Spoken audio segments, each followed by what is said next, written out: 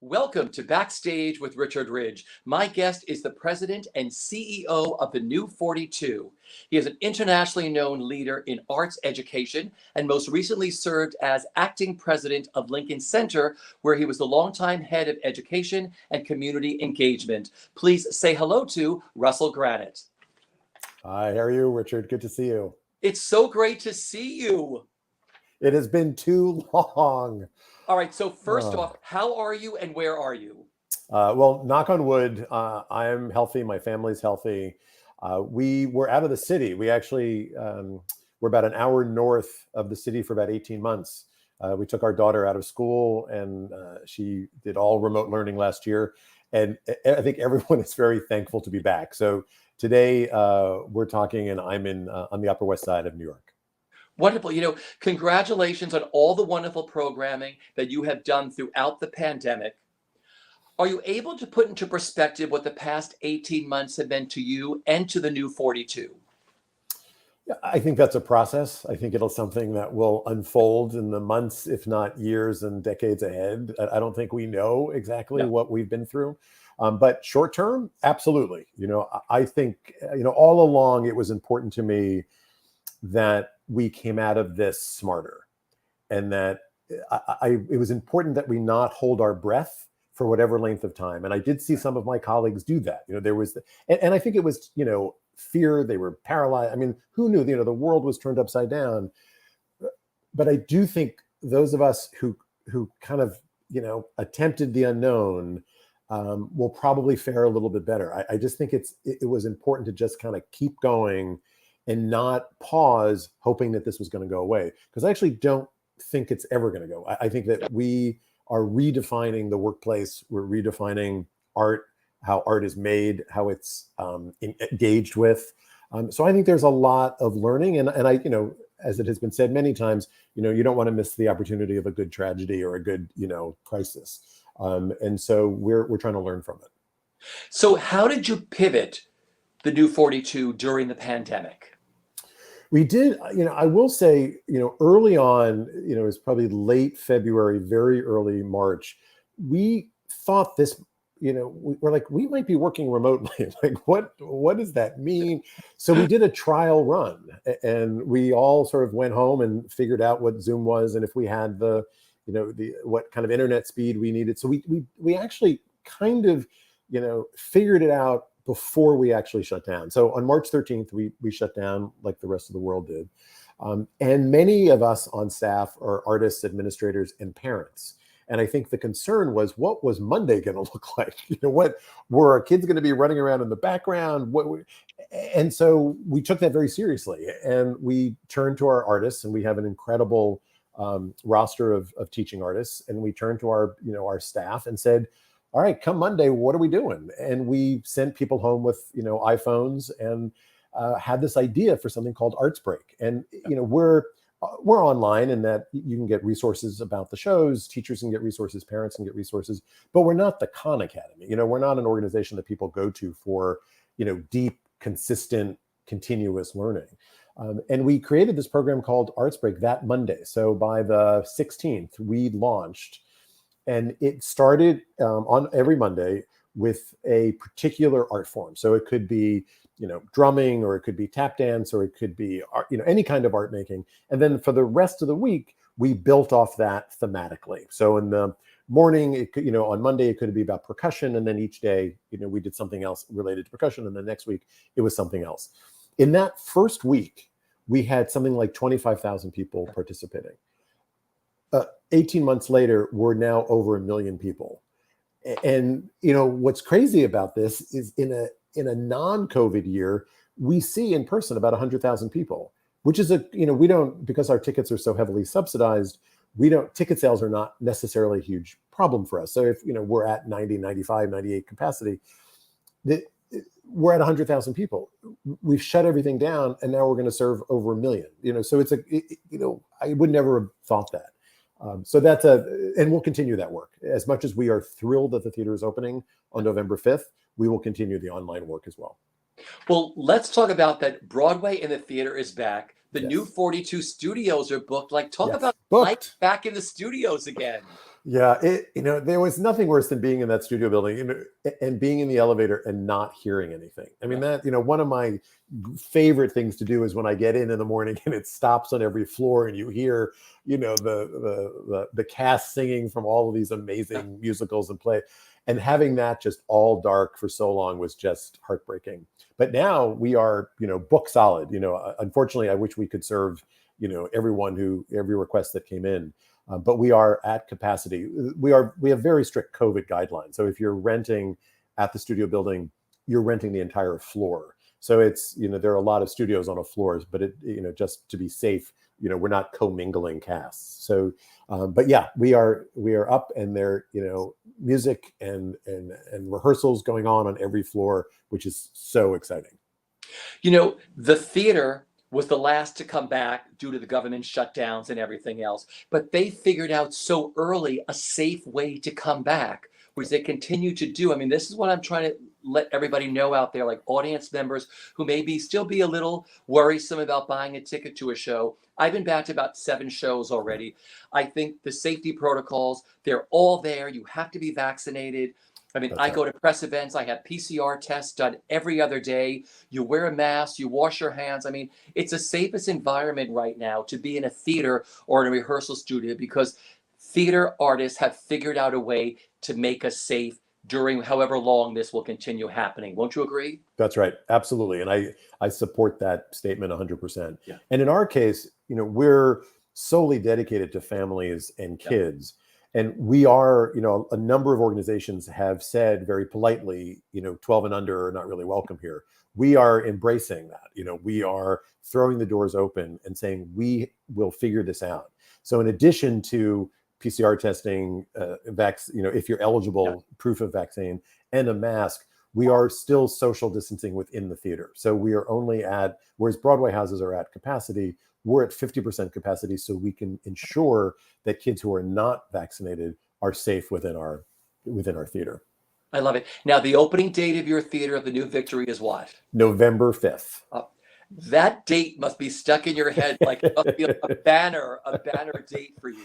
Well, I want confetti cannons, up and down 42nd Street in a marching band. I can't wait to be in the theater again, in our theater. I mean, I've been obviously supporting Broadway shows, but just to be in our theater again with an audience is, it's a long time coming. And as you know, we did this month at a time. Nobody thought it was going to be, it'll be 2 years. It's crazy. So yes, thrilled. It's Generation Rise. We're in partnership with Ping Chong. It's going to be a fantastic show, followed by our holiday show, which will be Emmett Otter's Jug Band Christmas with, great puppets. I mean, it'll be just a fantastic fall and winter. Oh, I'm going to be there. I've had so many joyous occasions at the New Victory, just sitting there watching these kids, some who are there for the very first time, experiencing live theater, and just watching their faces saying, oh my gosh, this has changed my life. Yeah. You look at the schools that come back over and over, like, oh my God, we're back. We're back going to see a show. They behave so beautifully. There isn't a bad seat at the New Victory. There's so much history in that theater. And it's just so joyous what you've all done. I mean, I'm so glad. November 5th. November 5th. Yeah. Well, I'm sure like you, I was that kid. I was the kid who went to the theater, and it was, life-changing for me. And we not only have kids who have never been to a live performance before, we've had kids who've never been to Manhattan. Never been to Times Square, and they live 2 subway stops away. And so it just to know that that's back is so exciting. I just love the excitement of watching the buses pull up outside the theater, and these kids are looking at the window and they see, oh my God, this is a theater. Like, oh my gosh, what is this experience we're going to get? So it's something that never changes.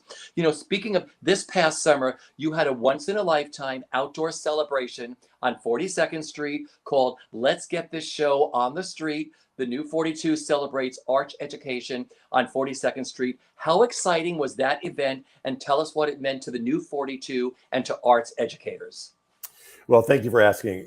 I love when, we have these ideas like, well, could we just close 42nd Street? Why not? Like, why not? A main artery of New York City. And I reached out to the deputy mayor, Vicky Bean, and it was just a yes from beginning to end. The city was a great, great partner. We worked very closely with Times Square Alliance. I mean, you can't close down a major street without lots of partners, and we could not have done it with extraordinary help from the mayor's office, from Times Square Alliance, from the police department. It was an extraordinary event. Sarah Bareilles was our sort of headliner and was just pitch perfect and just a perfect way to open the street. But it was very important for us that we honor arts teachers. As you can imagine, with schools last year, because of class sizes needing to be much smaller, teachers were being pulled out of their subject area. And if you're a theater teacher, you were most likely teaching second grade, or if you're a dance teacher, you were teaching a math. Our teachers were pulled out of their classrooms and understand. I mean, I'm not. There's no judgment there, but if that's not what you have been taught to teach, it's a challenge. And I just thought we needed to honor sort of the unsung heroes of the art teachers. And much like September 11th, art really got kids through September 11th, and art is now getting kids through this very isolating, challenging time. So it was very important to us that we honor arts teachers, and it was a great event. Just the spirit to be back on 42nd Street, and I love such great New Yorkers. We had the people who it was a free event, so you just had to register through your vaccination card. But I love the people who are just walking on the side, and it's such a great New York moment when you've got people who are not at the event, like screaming and hooting and hollering about how excited they are that theater's back. So it really was a tremendous event and a huge undertaking. And I hope we can do it again. I hope we will have the ability to close the street again, because it was important to mark the day. This is a day that we're honoring dance, music, theater, and visual arts teachers, and that we're marking the importance of Times Square and 42nd Street. I see that as your summer gala every year. I mean, Yeah. you do this down to You tell that to the team. well, you set the precedent already. It's like it was such a fabulous day. So that's just another thing you could put together. Just go back to the blueprints. But it was glorious. Again, back to arts. The arts got everybody through this pandemic. This is the other thing. Everybody was like, there was no money for the arts, yet the arts got everybody through this. Everybody watched concerts or plays or readings, or went to the new 42 and the new Victory sites to learn with their kids. I mean, it's just masterful how the arts community always comes together. But I think that's really great about being a creative. When a creative person never knows where they're going to make art, in a garage, in a small black box, in an arena, in a Broadway house. So you're like, oh, I can do a show on the street. I can do a show in my closet. I can turn my living room into a theater, And they did, right? Yeah. And that's why it always surprises me when the arts are backburnered. Yeah. And you think about all of these corporations, the number one thing they're always looking for is that sort of entrepreneurial spirit, the person who's going to understand that there are multiple solutions to a problem, that they're going to see something that no one sees before. It's like, I'm sorry, don't we do that every day in the work that we do? And why we're always having to defend the importance of it, yet it is what drives our sort of the economics of the city. It just makes no sense to me. Yeah. It's an ongoing struggle that we have to show the importance of what we do, because everybody wants it and everybody loves it, but nobody really wants to pay for it. And nobody, I long for the day when there's a budget cut and the arts are not touched. Yeah. Or equally touched, like just, cut everything equally, but don't just wipe out sports, arts, foreign language. I mean, it tends to be what happens. Beautifully put. What were some of the amazing summer programs that you offered, including what was Dance Jams? So dance, every summer we have something called, Victory Dance, which is completely underwritten and free. And we get these amazing companies from around the world. We obviously couldn't do that this year. Yeah.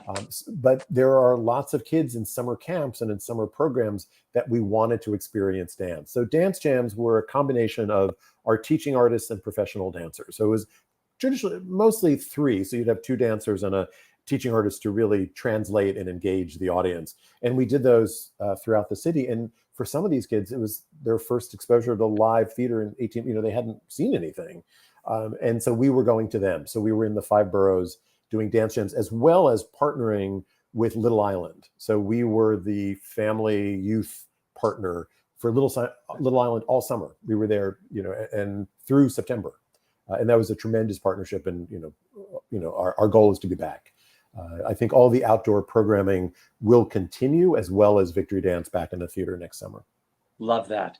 You know, New 42 is the largest provider of performing arts for the New York public school systems. With major cuts to the arts, where does your major support come from? Like we were talking about, the arts being cut. I mean, you fund all these things are free or subsidized. Where do you get your support from? Well, it's a range. So Yeah. we have very supportive individuals who support us. Oftentimes these are individuals with kids themselves who understand that they have access to the arts. And can you imagine growing up in what is considered the cultural capital of the world, and you just don't have the resources? You have 3 jobs, you don't maybe speak the language, you don't know how to access a box office, you don't have the money to do it. So we have very philanthropic individuals who get that and understand that a $2 ticket price is meaningful to a lot of people, and we've had a $2 ticket price since the day New Victory opened, and when we want to keep that. So there are a lot of very generous individuals who understand the importance of that, mostly stemming from a very personal connection to either being a parent themselves or wanting kids to have access to great art. We have a tremendous amount of support from the city, and we have a tremendous amount of support from foundations and corporations. So we're chugging away. I would like those gifts to be larger, so we could do more.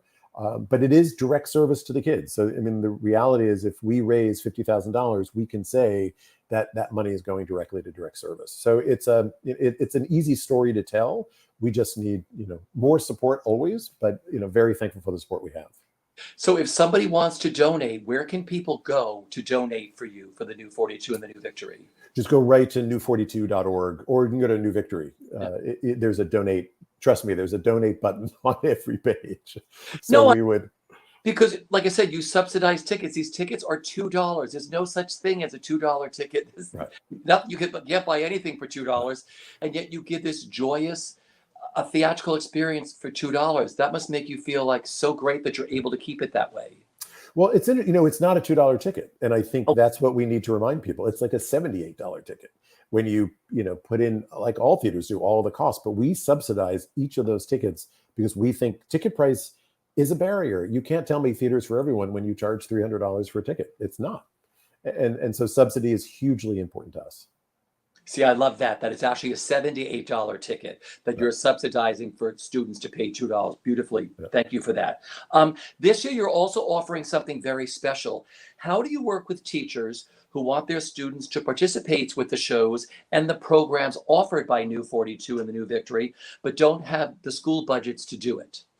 So this last year actually was the first year we did this. We were always a low ticket price. There was an administrative fee to work with us, and then a $2 ticket. We were concerned that was even going to be too much, given the tremendous cuts to the schools and tremendous cuts to the arts education.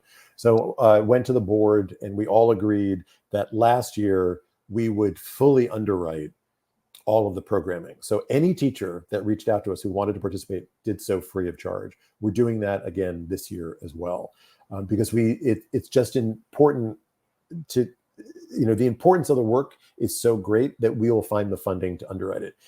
But it is interesting. It's not a free program. I mean, much like a $2 ticket, when I say it's a free program, people are like, oh, it must not cost anything. No, it costs a fortune, but we're putting it in, our goal is to fundraise, against that budget in order to offer it free of charge. I just love that you offer that, because like you said, the arts programs in school budgets, that's the first thing that gets cut everywhere. Yeah. Yeah. And we're all products of that, and when I talk to principals about their budgets, what's interesting, it's not really research that changes a principal's mind. It's their own personal experience. If you're a principal who was an artist or have children who are in the arts, that school will have arts. If you're a principal who doesn't really understand or didn't participate in the arts, oftentimes you don't, it's not a priority, and we need to shift that. Yeah. Beautiful. I also love that the New Victory and the New 42 is run by young people. This is something I noticed from the very first day I got there. These joyous people you meet on every floor of the rehearsal studios or the Duke or the New Victory. This was something that was set upon very early on, wasn't it? Yeah, it was right when the Victory opened. So the New 42 is 30 years old. The Victory is 25 years old. Obviously, the Victory is 100 years old, but in its current state. And then the studio building is 20 years. So we're celebrating 20, 25, 30. And right from the start, and again, this happened long before I arrived, was the idea that young people should run the theater. What a great professional development for someone to understand ushering, concessions, front of house. I mean, these are things that will, even if they don't go on to be an artist, they know it's an option that in some of these kids never realized the arts were a possible option for them. But it's a skill set that they will have with them for the rest of their lives. And so we have between 70, 75 young people, ages 18 to 21, running all of our theaters. And they're phenomenal youth. And it's also important that if you're an audience member, you want to come in and see yourself in the theater. And for many of our families, they see themselves in the ushers and they see themselves with what's on stage. And there's a big difference between feeling like you're welcome somewhere and feeling like you belong somewhere.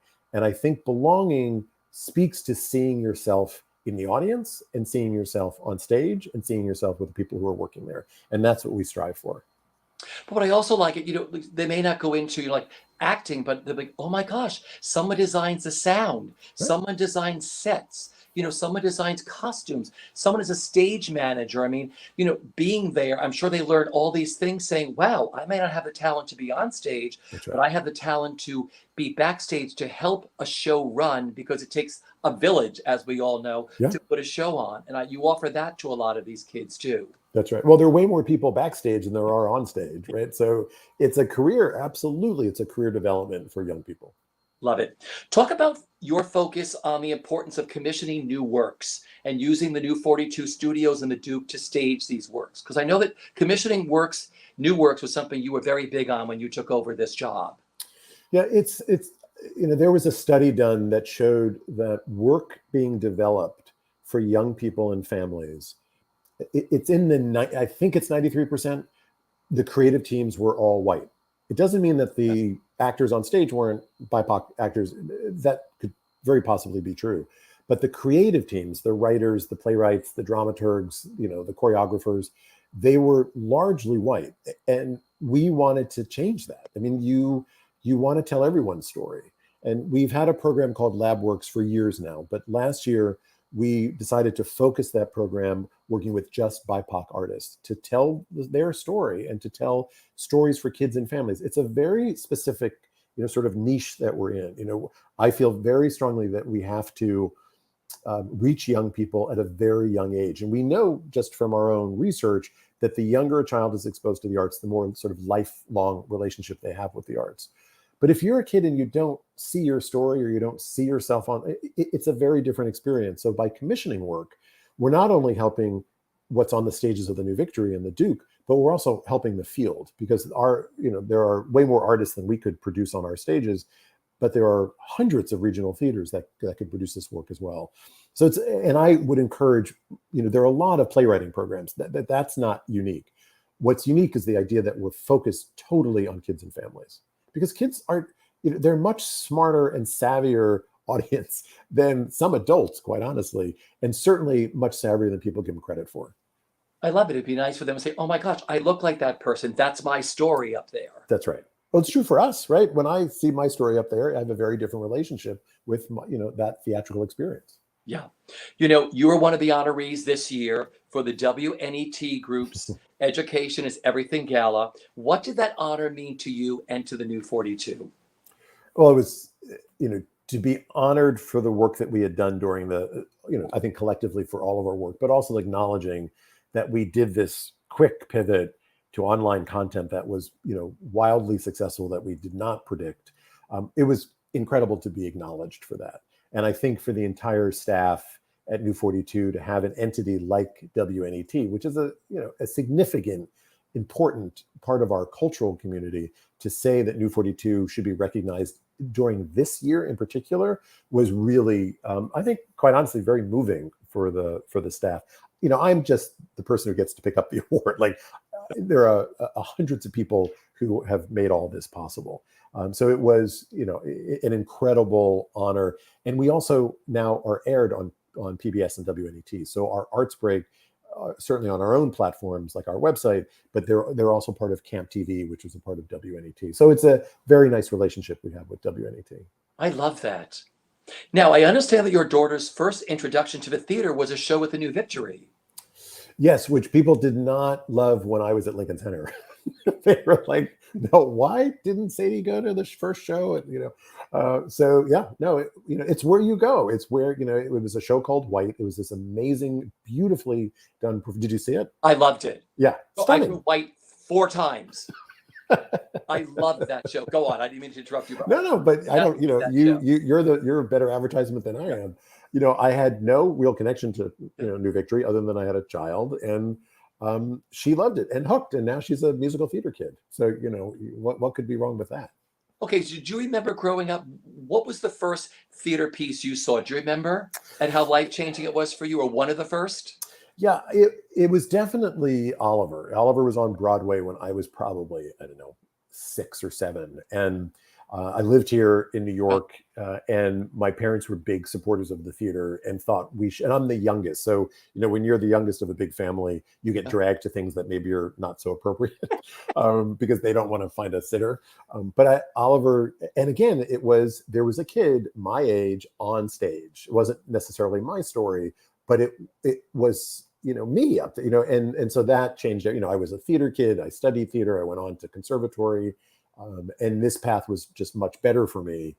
I started my career as a teaching artist, and that really put me on a whole nother trajectory, which I'm so thankful for. I wouldn't turn those days away ever. I mean, I loved my time.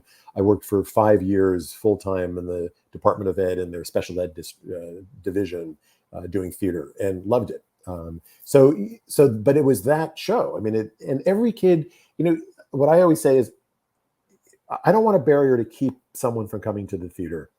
If you've gone once and you don't want to go back, that's fine. Like, I'm not going to try. My job is not to try and convince you otherwise.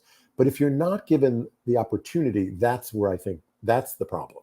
And that's what we have to fix, is everyone needs access to it. And then what they do with it is totally their own. In my case, I became sort of fanatical, like we're all sort of cut from the same cloth, right? Yeah, we are. I listened to your story. You walked through the Imperial Theater. That's where you saw Oliver. You walked up that long, narrow corridor to those doors that took you, and then you got to see the theater. I'm like, and it's life-changing. Absolutely. That's really great. Talk about what you just did all this, the importance of arts on children. I love that you want to start them at a very early age, because the earlier the better, when they can enter that world. I think it's fascinating. And that's what I love about the stuff that the New Victory does, because I've seen so many shows at the New Victory with puppets and dance and white and all of this, miming and all this stuff. There's something for all ages of every child at the show. There's nothing like it in the US. I mean, it is really a very special place. So what are some of the wonderful programs and shows that you'll be offering live and virtually this fall and winter? Because you're going to still stay virtual, aren't you, a little bit? We are. So we have a full season of 6 shows, which you can find at the New Victory website. And at the same time, we will be running an on-demand series of shows that have been captured. So if a family, truthfully, so everything that you're going to see live, you can see digitally. And I know from my own child, when they see something they like, they will say it 6 times in a row. There's no sense of like, maybe we should move on to something else. So the idea that a family could come see something and then go to our on-demand and have their child watch it 10 times, that's how we're moving forward. So everything that we are presenting will also be presented on our on-demand line as well. And I love your website, because the New Victory and the New 42, they're such easy websites to maneuver through. And I think that's something you probably worked very hard on too, because you go to some of these websites, you're like, as adults, I'm like, well, how do I order the ticket? What do I do this? You make it very accessible for people, because you say, this is live, this is also virtual. I mean, that's right. You present it really beautifully. Great. That's good to hear. But I agree with you. If it gets too complicated, unfortunately, I just leave, and you don't want that as a potential patron. What gives you the greatest joy? I mean, you're the CEO and president of New 42. You have taken this to a whole other level. I mean, Cora Khan did such a beautiful job. You're following footsteps. We have to give a big homage to her. I mean, she not only created all of this, she turned 42nd Street back into what it should have been. So big kudos to Cora. But what are you the proudest of the job that you have? I want to echo what you're saying about Cora. I mean, I would not be in this position if it weren't for her. And, on the shoulders, I stand. I mean, and to see what, and to remind everyone what she did Yeah. To the benefit of New 42 to 42nd Street for Times Square is, unparalleled. I think I was only in the job 6 or 7 months before we shut down. So, I was still learning people's names, and what I'm proudest of now is coming out of a very challenging time. Not only that we had a global health pandemic, but really owning up and looking at our work around anti-racism work, and how many voices are we really representing? How are staff treated? How are we hiring? How are we? And we haven't figured it out. We're not perfect, but we certainly haven't shied away from it. And I've been very proud of the fact that everyone has stepped up at a time when people were isolated, and I was worried about staff who lived alone. I was worried about what happened to 18 months is a long time to work out of your apartment, and if you're by your so there were a lot of things that were at play, and I'm very proud of the fact that we stepped up. Like I said, I looked back and I knew what you did during the pandemic, but just researching again to talk to you, I said, my gosh, they did everything right. I mean, it's just, they were like, we're going to work our way through this, because the theater never ended through any pandemic or whatever, through, the Greek wars, through everything. The arts were always there through all of this. Yeah. And will continue to be. And it's, it's how we remember history. It's through artifacts, and we will. And I say this to my daughter all the time. You are living through one of the historic moments in, certainly within our generation, but, throughout the world. I mean, this is, September 11th happened in New York. There were obviously huge reverberations around the world when that happened, but not like this. I mean, this affected every individual around the globe. And it's a fascinating time to be thankfully healthy, to have, made it through, hopefully. What are you looking forward to the most about November 5th? I just want to be in the audience with people, just seeing people. I'm thankful for Zoom. I'm thankful for all of my Netflix binging, but I want to, I'm a theater person because I want to sit next to someone I don't know and have this experience with them. I love being in the theater. I love the way theater smells. I like, the energy when the lights go. It's as if it were yesterday I was at Oliver. It doesn't change for me. And just the buildup of walking into that theater with an audience, that excitement when the lights go down, I can't wait. It's funny that you mentioned like Oliver was yesterday. My first show was Fiddler at the Majestic, and I remember everything about that day, everything as if it was yesterday. Yeah, stays with you, and that's what we're fortunate enough to have found a path to get us to where we are. I just want to make sure every kid has that option. Every kid who wants that option should have that option, and that's what we're trying to do. Well, the New 42, the New Victory continues to do that. Russell, thank you so much for dropping by at Broadway World and talking to me today. My pleasure. It's always so fun to see you, and I always am, so thankful for how enthusiastic you are for the work. So thank you. Well, I love what creatives do. I mean, all the artists, they make magic 8 times a week or whatever, and it's like, I just love to capture all of that. Well, great. Well, stay healthy and safe. And I'll see you at the New Victory. Everybody stay safe, and for all your theater coverage, look no further than BroadwayWorld.com. Take care, everyone.